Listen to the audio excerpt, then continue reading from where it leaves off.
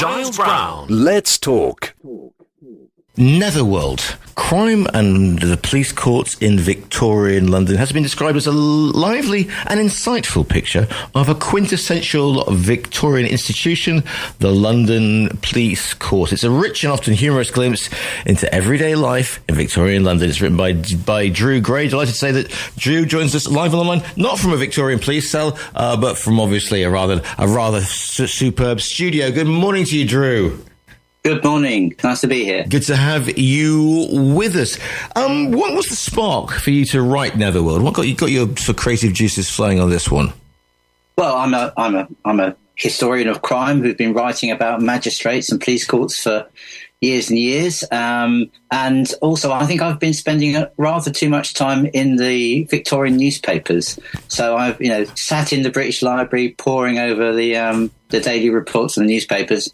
And within that, a lot of the Victorian newspapers are quite dry, but actually the reports from the police courts are really quite entertaining. So I thought I ought to put them together. I've been doing a bit of a blog, and I thought at some point perhaps it would be a good idea to get them together. And Reaction Press contacted me and they said, would you like to do something? And I thought, well, yeah, it's a good opportunity. Because you think about Victorian, it's all about things happening in the empire and, exploration and people heading up to either pole and whatever. And that's always, and whatever Mr. Disraeli said in the Parliament the other day. But that can be very dry. So what makes the court reporting more close to the bone, or at least puts a little more sort of meat on the bone, as it were? Oh, because it's about people, because it's about us. It's about, I'm making no assumptions, but it's about, I'm not descended from royalty. I'm presuming you're not descended from royalty, and I'm guessing most of your listeners aren't. It's ordinary people. It's real people, if you like. So it's the wives who've been beaten by their husbands. It's the people who are suffering under poverty. It's the shopkeepers who've had their stuff filched from their shelves. These are the people that appear in the police courts. So you can identify with them a lot more easily. And I think the newspaper reporting is also quite colourful. The reporters are obviously quite enjoying being in there. They see somebody in the dock who looks a bit funny, or they got a drunk in there, or somebody with a funny accent. They unfortunately can be a bit, this is Victorian. They can be a bit racist or a bit sexist or whatever. But there's something there of colour, And I suppose we have this fascination, don't we? With true crime, we've always had this fascination with crime stories. I mean, you don't have to look at people watching on their Netflixes or their social media, whatever. They love a good crime story, and the Victorians were no different. No, they're no different, and their predecessors are no different. The Victorians are obsessed by crime. Crime fills the newspapers when there's nothing else. If Disraeli hasn't made a speech that week, then what are you going to fill the paper with? And you fill it with crime. We haven't invaded some country. We're not doing this. There's not a crisis in the economy. Then let's fill it with crime. The Victorians are the same. The Georgians were the same. They also filled their newspapers with stories of crime. People have been fascinated by crime since pretty much anybody started writing about anything that was printed that we could read. Yeah. Of course, this is the era. This is the era, of course, of the penny dreadful, isn't it? And the page turners. Yeah, and of course it's an era when, particularly from the middle of the 19th century, more people could read.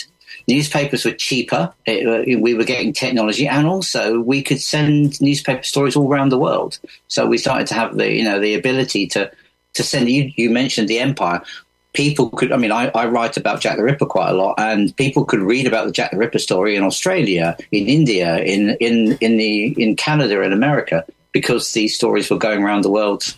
In ways which really wouldn't have been possible before the middle of the 19th century. Were they being sent by telegram, or the radio? How were they being sent, Drew?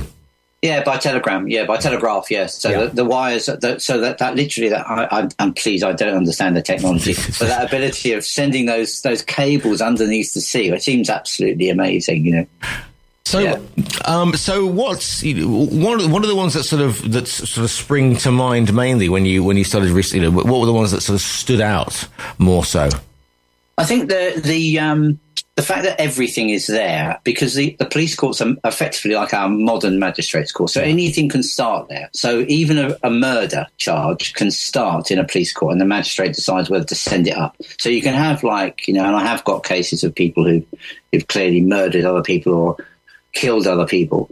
But I think the things that stand out are the individual stories. I have a woman that I've become slightly obsessed with who's goes under the glorious name of Totty Fay. They don't make names like the Victorians anymore, do they? Let's face it. I mean, Totty's probably not really her name. She was probably more mundanely called Amy Anderson. But she starts out, she's a prostitute. She's a high end. She works out of the West End. Right. So, you know, she inveigles you into a bar, gets you to buy her lots of drinks, and then off you go to some cheap hotel. That's her pattern. Right. But actually, gradually, she becomes addicted to alcohol. And it's a really sad descent into alcoholism, which the Victorians don't really understand. They don't have that concept of substance abuse that we have. So they think of it as a moral failing. So Totty appears in and out of the police courts from about the middle of the 1880s all the way through to the early 1990s. And then eventually she gets caught up in some other forms of crime, and, you know, stealing, etc., and fraud, which is more serious, which gets her longer prison sentences. But she keeps on coming up. So the newspapers are making a real thing about it. Every time she appears in court, she dresses even more bizarrely, a collection of weird things. She's gone to the local charity shop.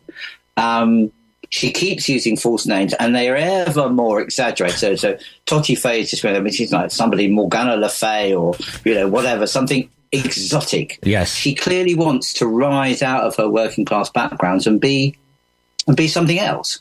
And today she'd be all over social media. You know, she'd be an influencer, wouldn't she? She'd be an influencer. She'd be on Love, or she'd be in Live Island or something like that. You know, in this period, she just ends up in Broadmoor, the criminal lunatic asylum, to use the parlance of the day, and dies in 1908. And it's very sad, but she does have an influence because they begin to think at that period about alcoholism, and this is the point at which the state starts to intervene to sort of think, actually, we've got to do something about people who are struggling with alcohol, particularly the working classes. And they don't do it in a very kind way, but at least they do start to think about that whole concept. And I think that's important. So I think you get those occasional cases of very ordinary people that potentially change the way society deals with things. How like that. Yeah. How much of this in the reports is actually direct quotes, as it were, or is it all written in third person, or do we have some absolutely sort of zinging quotes from Totty and her ilk? You occasionally get them replicating the words that somebody said in the courtroom. You know, oh, poor Mister, you know, he's a good man when he's not drunk, that kind of thing. Which is quite nice. And the descriptors of people. And if you've got somebody, say, from Ireland or Scotland in the dock, or from Spain or Italy, because of course London in the 1880s, 1890s had people from all over Europe, they will render those voices in kind of dialect. So I'm not going to do it because it could be offensive. Exactly. But they'll do it like that. And I think that's kind of interesting. So they do add colour. I think it probably feels where the reporter's got the opportunity, right? When they're reporting, you know, the state and what happens in Parliament or what the Queen's doing, it's all very, very, so, you know.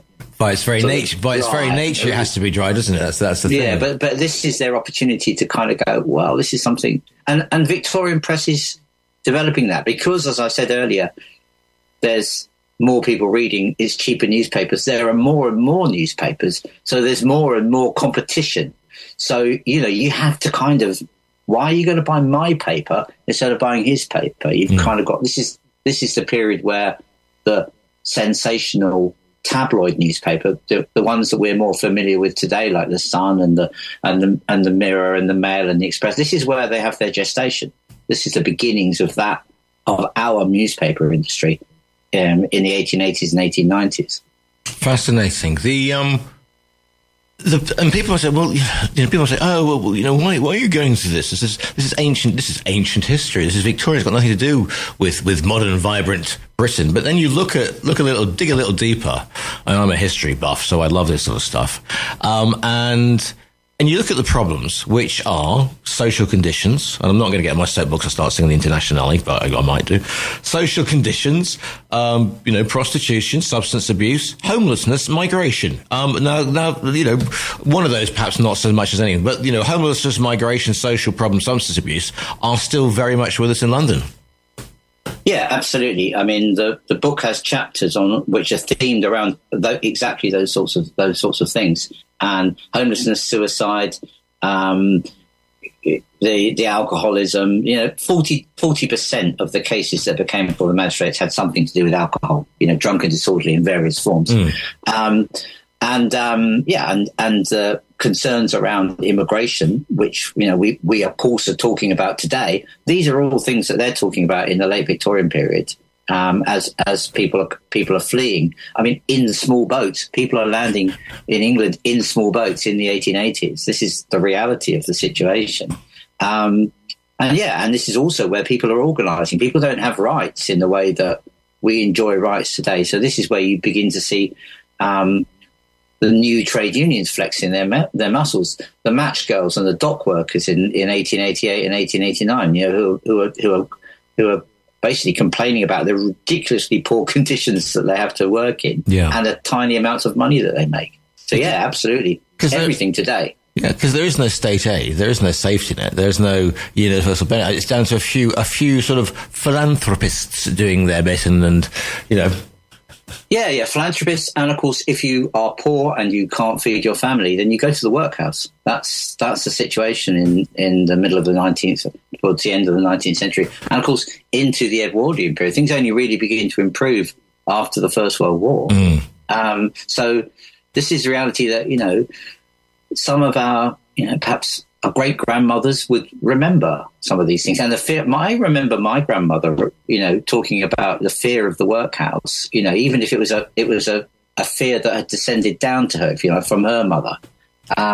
You didn't want to get poor in the Victorian period because it was really bad. Well, this is the whole thing. People say it was better. We always get the people looking back with rose-tinted binoculars saying, it was better then in Victoria. We had the Empire. We didn't have small boats, and people knew their place.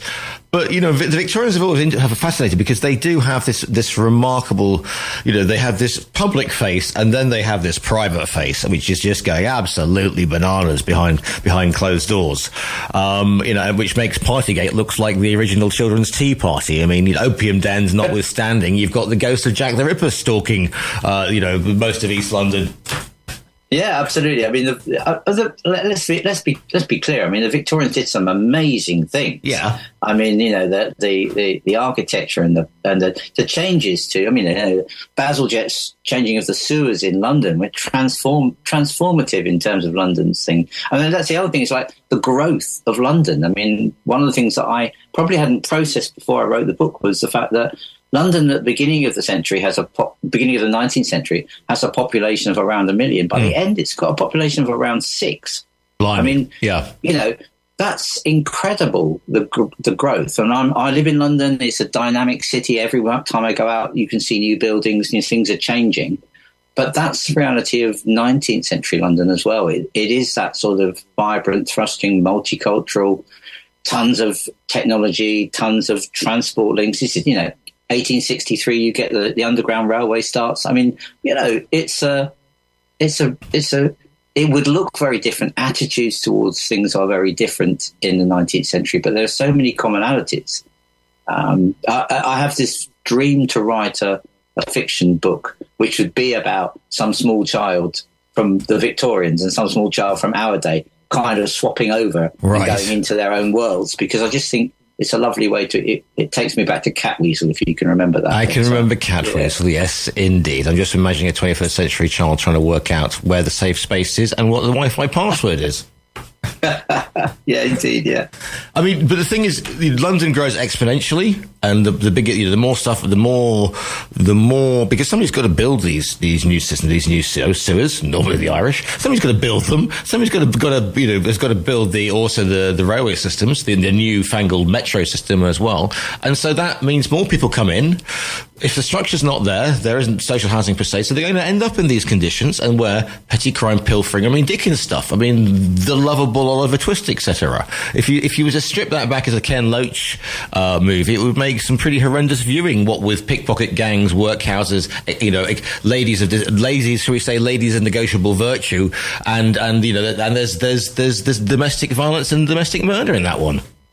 Absolutely, and of course Dickens cut his teeth as a writer, as a court reporter in the police courts, and he sat in the police courts and he wrote about what happened there. He walked the streets. He famously, he would wander the streets for hours on end, and that's where he got his ideas. He's an observer of life. And I think that's one of his strengths. But this is Dickens's world that you read about in here. It's the kind of the reality of that. And yeah, there are pickpocketing gangs. There are the equivalents of Fagin. There are burglars like Bill Sykes in Netherworld. There are these characters. And of course, Nancy, the prostitute with a heart of gold, she's in here as well. I love the young lady I think she's called Jane Clark, who sits on the omnibus, which of course it's a bus. Yes, that's what they really call it. The man on the Clapham. But that's become modern parlance. The man on the Clapham omnibus, which I used yesterday in a panel show I was doing, and some people were going, "What's?" But that is a thing. I think it was the Evening Standard, didn't they? They used to have the man on the Clapham omnibus. Yeah, exactly. So Jane sits on the omnibus, and her modus operandi is to sit down next to a respectable lady, because and one of the things the Victorians struggled with, of course, was the omnibus and the train and the tram. It's where they mixed up society, the rich and the poor, and you would end up together, and that was really quite scary. So anyway, Jane would sit next to some lady who's, and Jane would have her hand in her muff, her little comforter, whatever it's called, and then slide her hand into the purse of the lady next to her and pinch her money or whatever, or jewelry or whatever it could get, and then get off at the next stop. And before the lady realised it, she's suddenly missing several sovereigns, or missing her, necklace or bracelet or whatever. And that's how they operated, because that's.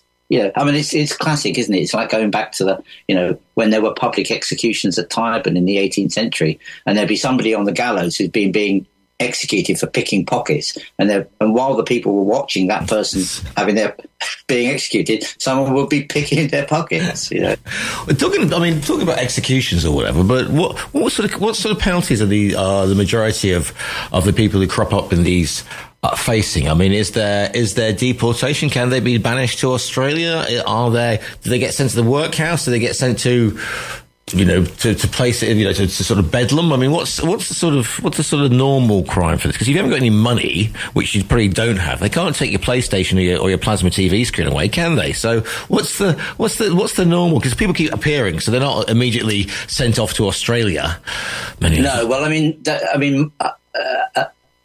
So there's two tiers here. So if it's a very serious offence, if it's considered a felonious offence, it can go before a jury. So the magistrate will send you before a jury, and then you could be sent to Australia until the 1850s, or you'd get penal servitude, so rather unpleasant, severe punishment within prison, with hard labour. Those are the alternatives. Obviously, if it's a capital offence like murder, then you could get executed. Most of them are indeed being fined, but of course they can't pay the fine. So the default for that, if you can't pay the fine, you go to prison, and you go to prison for a short period of time. So you'll probably go to a house of correction type prison, a correctional facility. You'll probably do hard labour, which means, walking the treadmill, turning the crank, breaking rocks, picking oakum, which is unpicking old ship's ropes, covered in tar and stuff. So those are the norms. Sometimes, if someone is deemed to be insane, then they will be sent to an asylum. That's unusual. Occasionally, they will be just warned. The magistrates are quite good at giving people a warning, but don't come before them again, because you will definitely go to prison at that point. So, yeah, I mean, there's a range of penalties available. I mean, there's a lot of people going in and out of London's prisons. And someone like Totty Faye, she comes in, she goes into prison for a few months, she comes out of prison, she gets drunk, she gets picked up by the police, she goes before a magistrate, and she's back in prison. Yeah. You know, and it must be very depressing for the magistrates, because they just see the same people coming through the door. Was it always so, I suppose you could say? When you wander around London, and everybody goes, "Oh, look at the bright new thing! These skyscrapers going up, and the whole thing. It's a new tube." But there's an awful lot of Victorian London. You mentioned sort of asylums, and you mentioned prisons, and you mentioned work. I mean, a lot of them have been quote unquote transformed into trendy wine bars. But there's an awful lot of Victorian London still standing that has been repurposed. So for somebody like yourself, Drew, wandering around London must be an absolute treat. Yeah, I mean, one of the things I did a few years ago, and it got killed off by lockdown, of course, was I took. There's a man called Charles Booth who mapped all the poverty in London. So he went round and he literally mapped the wealth of London. And you can find it on the internet. Just put in Charles Booth's maps and you'll find them. They're fascinating.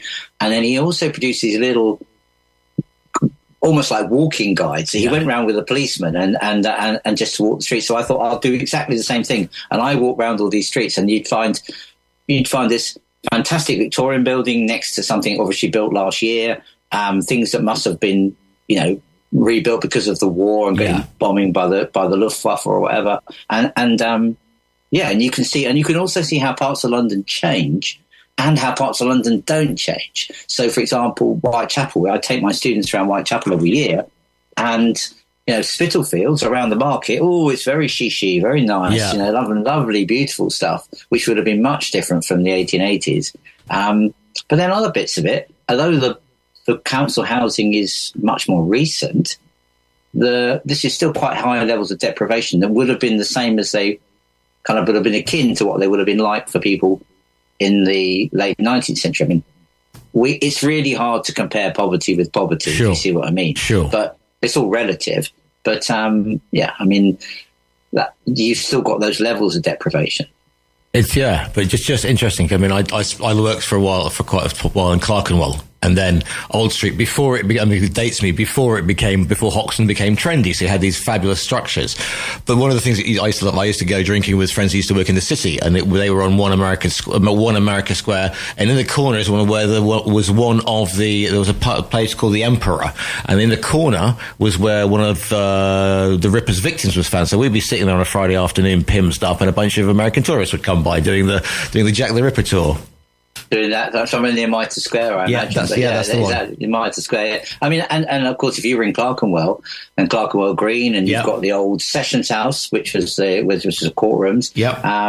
And the whole House of Correction used to be there, where some of these people I've been talking about would have gone. And Smithfield Market, where there's a section in the book all about regulation, and it sounds dull, but actually this is about the magistrates would have dealt with people who were trying to sell us dodgy meat. And some of the excuses the butchers come up for, I didn't realise, mate, it was it's fine when I got it, that kind of stuff. And actually, of course, that job the magistrates were doing for us then, for ordinary people, in making sure that that our food was safe. That's now, of course, done by a government department. That's done by food safety and health and safety. I mean, again, we always like to say, well, it's health and safety gone mad, But actually, some of the restrictions on the content of sausages. They get one butcher gets into trouble. If you are tucking into your breakfast sausage, by the way, listeners, I advise you to proceed with caution, because Drew's going to go off on one.